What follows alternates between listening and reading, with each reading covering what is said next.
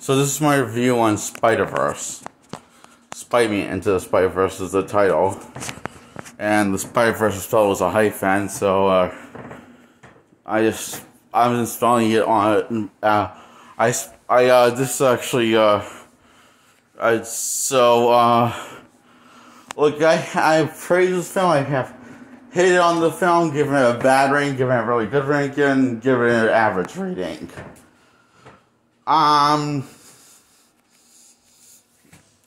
And because I guess I've been having mixed feelings about the film, and I'm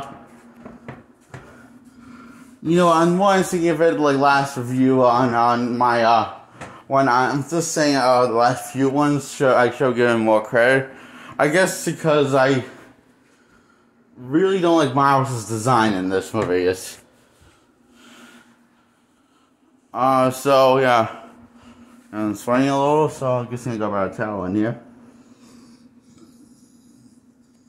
So,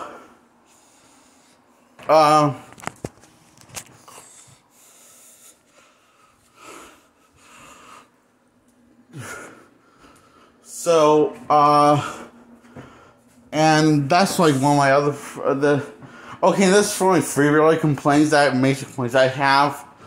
Well, four major complaints. One is that Miles never ties his shoe, but he ties the other one on the other foot. He just leaves the one untied for the entire free-act structure whenever he has shoes on, which is the entire way of free-act structure. He's having one lace untied.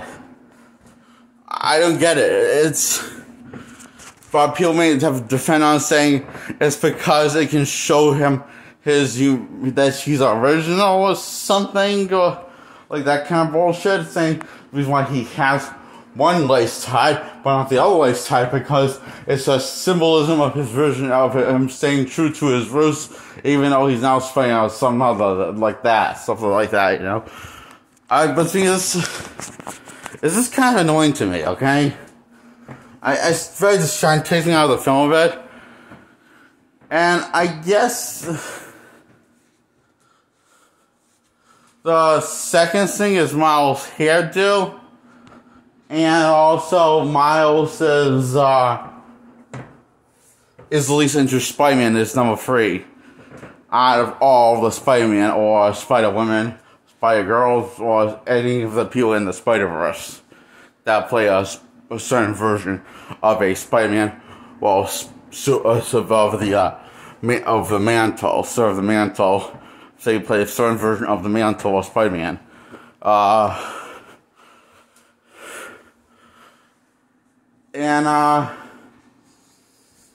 That's what this movie focuses on majority of the time. And it focuses less on like him forming and molding himself into the role of Spider-Man. That's my problem with Miles. And also not only focus more on the team dynamics, but instead of Miles is slowly transforming into Spider-Man, or into the Spider-Man, and the whole free-act structure. This is my fifth problem. When he becomes Spider-Man, this is out of nowhere. That's completely out of left field. He never took any baby steps before this, is what I'm trying to say. He only took one giant step and succeed in the third act. Because he can't control any of his powers until the third act, after he's giving a speech about how special he sees Miles as. His father says the reason why he's so high on him, because he says it's sparking, and he says he's something special about him. So that's why he's so high on him. So,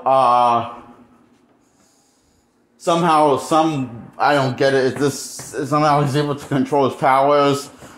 So, and this was also after he's told that being Spider-Man is a leap of faith. You'll never know when you're Spider-Man.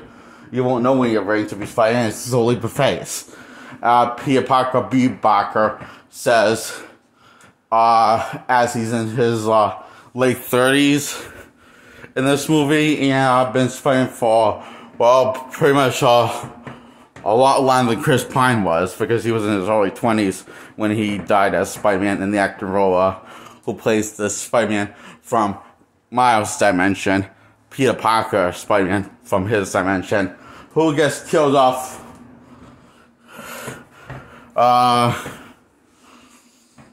Well, he's not the, as much screen time as you would like to see him in before they killed him off. And, that's the best way I can put it. And, so Peter B. Parker, who is also Spider-Man, that says being fun is, I believe, a fake to Miles, basically is also from another dimension within the SpiderVerse. That's what the whole multiverse for Spider-Man is called in the Marvel comics and also in this movie. So,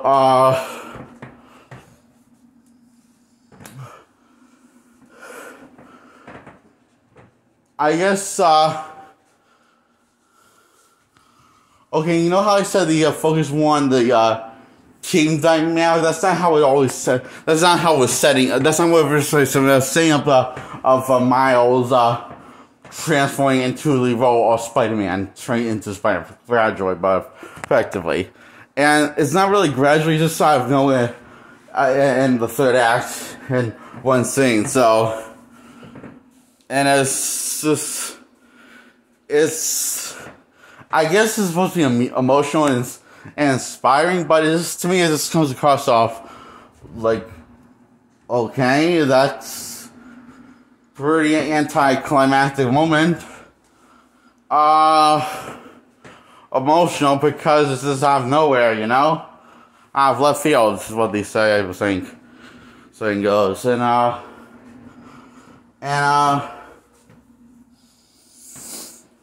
okay, I just want to say this, Chris Pine and Jack Johnson as Peter Parker from Miles' dimension, and also as Peter B. Parker from the other dimension, as active Spider-Man, the best part about this film. Chris Pine and Jack Johnson deliver a great performance as Peter Parker and as Spider-Man. So the whole movie opens up with an intro of Chris Pine's Spider-Man and how the world is centered around him, between him and collapsing of all mankind. So, and he says how he loves being Spider-Man, how many hits and how many times he's like come close to lose, he always gets back up. And says how he always gets back up, no matter how many times things look down for him, or how many downs things look for him, he always gets back up. So, we see him late in the film when he's fighting up basically the Sinister Six villains. And he figured out Miles has spider powers because he can sense Miles' spider sense, because they both tingle at the same time and they can feel each other's spider sense. And Miles is aware that he has Spider-Man powers by this point because of all the comics of Spider-Man comics he has in this realm, in this universe. They know the identity of Peter Parker before it reveals to the public after he's dead in this one from this multiverse. That's a bit of a plot hole to me, because I was wondering, how does that work? Like, how can you have comics that know who Peter Parker but not know publicly who Peter Parker is? I know they do this in Marvel Comics, but I don't think that probably was the best thing to do adaptation of that part of the universe, because it raises too many questions. That's the only thing that Marvel Comics from comic world that's coming out is actually fully stupid, because it just raises too many questions. And the fact that did an adaptation that took that element from Marvel Comics of how all the heroes have their own comic book run that you see in this world, in their world, the Marvel world, from Marvel Comics. They basically, the adaptation of that part of the universe into this movie. So, that's, in case you wondered, just because, well, the comics had that, so, and also all the Spider-Man merchandise that you see and more in Marvel Comics that you see in this movie. So,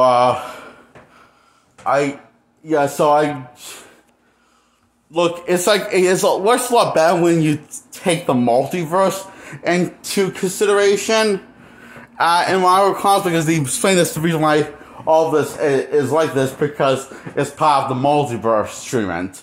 And that how everything's canon and one consistent universe that basically universe that's multiverse is one universe now, basically, Marvel, because how they explain it, and that's why it works a lot better in the comics than it did in here, because the multiverse is not introduced. This is the first time it's introduced to this dimension, the multiverse.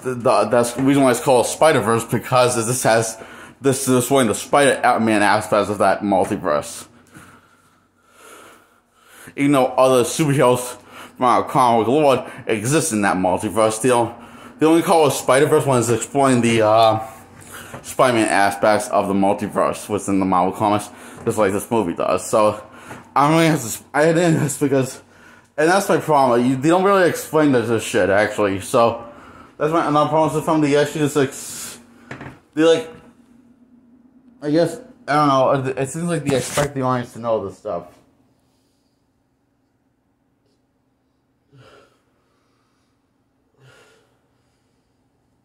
I mean, I knew this stuff when I saw it, but, I'm a big fan of Marvel Comics in the past, so I wasn't confused at all, but I think the average consumer who's not familiar with the comics will be a little confused with that idea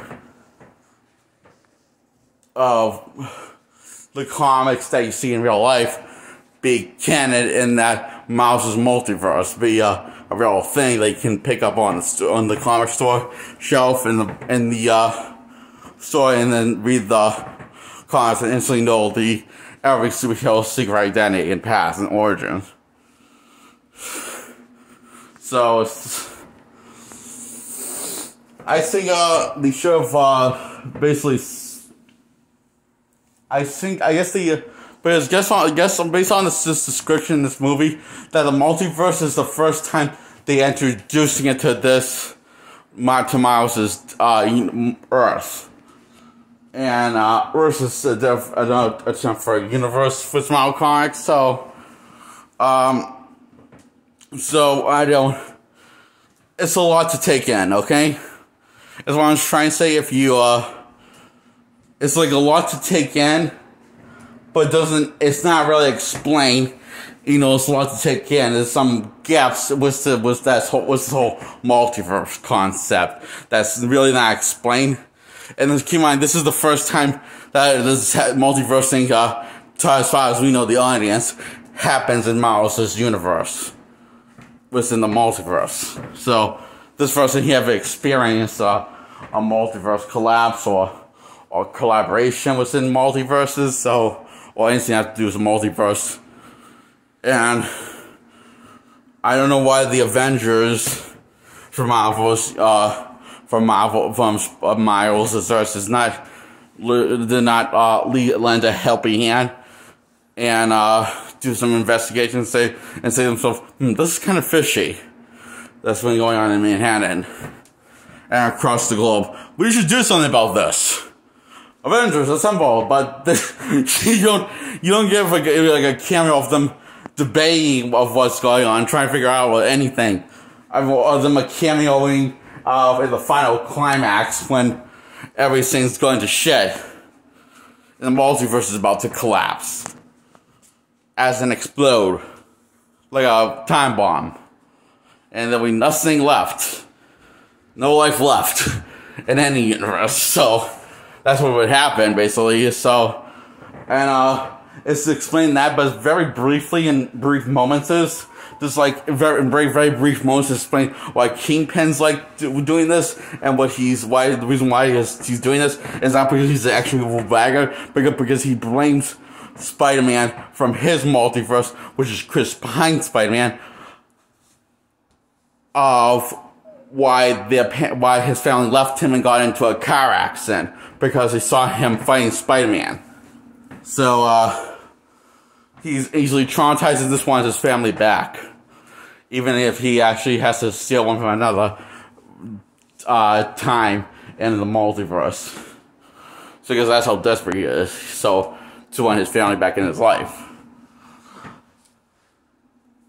That's why he killed Chris Pine's Spider-Man by stepping on his skull. Yeah. And, cracking his neck. You heard the crack, didn't you? If you pay attention enough, you can actually hear the crack of the neck. It's actually shocking that this made into this kid's film. This is, I kind of like this because he actually, what I like about this one, it actually tries to choose kids with actually intelligence. Death is a real thing. And it's not to be taken lightly, so they don't shy away how cruel or how scary it can be when you get murdered by the Kingpin. And then you feel nothing but this like cold feeling of emptiness when Spider-Man dies from the Kingpin's hands, after he loses to the Sinister Six to save the multiverse. Miles was supposed to climb up the walls, even though he doesn't know how to use his powers, and Peter said that he would teach him. I guess he forgot he said he would teach him how to use the powers because he knew that he is incapable of using his powers competently. So, next thing you see him, he has this much faith in him and to saving the multiverse and shutting the machine down by putting the virus and that is like located within this whole chip. That's called a flash drive that Peter made himself and downloaded it from his computer, I guess, off stream. So Miles runs for it after seeing Peter get killed. Goes home, not back to his school where he lives in, which is high school, I'm guessing, or college, I think. Wait, no, he's in college, I think, but he gets a few grades, I guess. It's explained very briefly this part, and it seems like the show took more spelling out to us the little important character developments for reasons for you to give a shit about each protagonist, well, each important main each character that's important to the plot that helps follow the plot of the film and has a character arc, and actually have definite reason to care about them. You know, it feels like they kind of usually glance over that part of the characters by turning the whole character arcs into a montage of their past, of their origins, and also all the things how they got from here to now.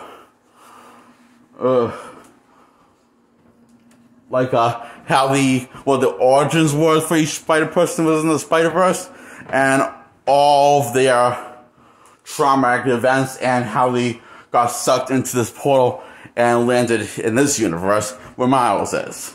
Coincidentally, all of them did. Yeah.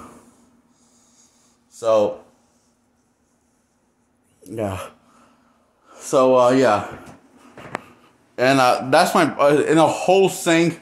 It feels like a really, really rushed roller coaster montage, and it can get annoying. They add comedic moments in the montage, and it was also having serious, heavy moments in the montage. And I think Peter B. Parker from the Multiverse, that's from a different dimension. That's only one that the only montage that actually works where you can sympathize and understand where he's coming from and what he's been through. That takes place in the other multiverses in the SpiderVerse from other dimensions. Now, but compared to everyone else that's in that multiverse from separate dimensions that's not from Miles's, you can see what they were trying to do. That they were trying to do everything,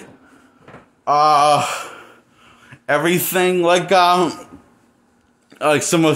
They were trying to do similarly with each one of these characters with the whole montage concept. But I feel like I don't know if this is intentional or not, but it feels like fast forward by more and have it on fast forward more intense each time they go through a past within the multiverse for the ones that but only for the ones that come from the SpiderVerse that are not from Miles' Earth, as in his dimension. The only one it works with is Peter B. Parker from a separate dimension. And it also works with Peter Parker from Miles' dimension that got killed off. And it works for everyone else that takes place on Miles' Earth. But for everyone else that takes place on separate Earths that's not Miles, it feels like kind of annoying, almost annoying-ish. Sort of like the whole idea of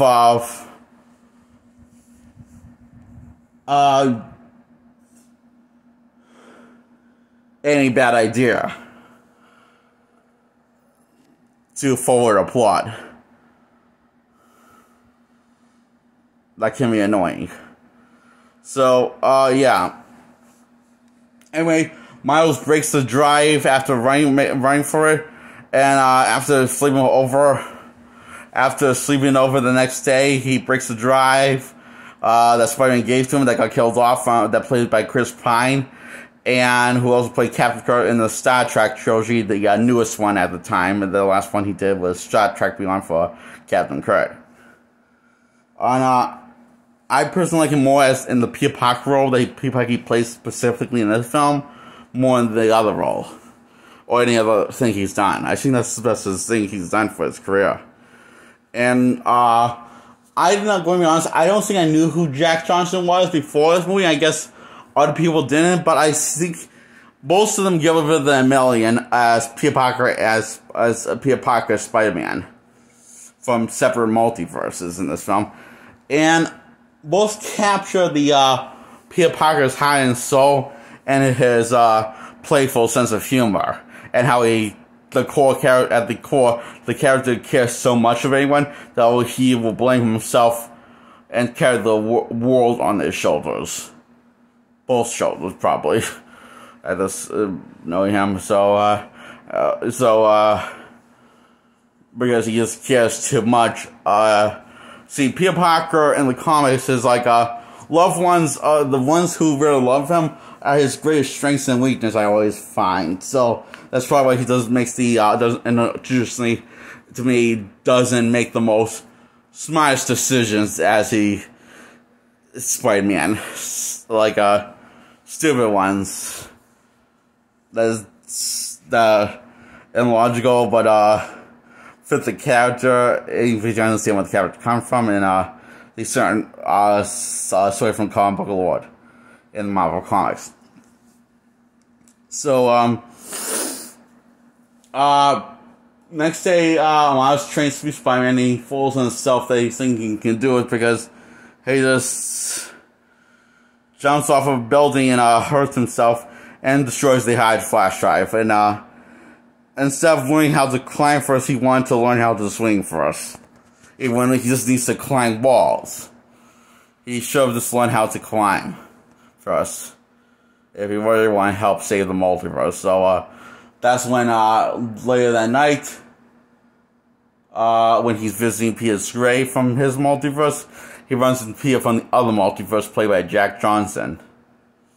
And, he's dressed like a hobo and out of shape, basically. Basically, he has a bit of a gut and has a 5 o'clock shadow.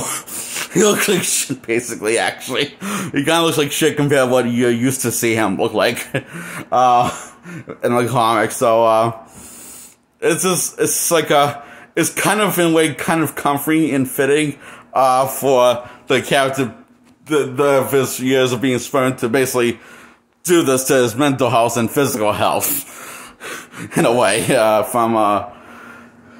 for any good Peter Parker, that's Wolverine. Yeah.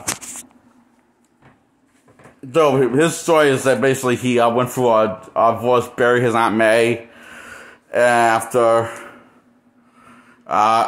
he went through this serious divorce, and MJ left him, also known as that stands for Mary Jane Collins. She's a red hair white girl, and that's the design.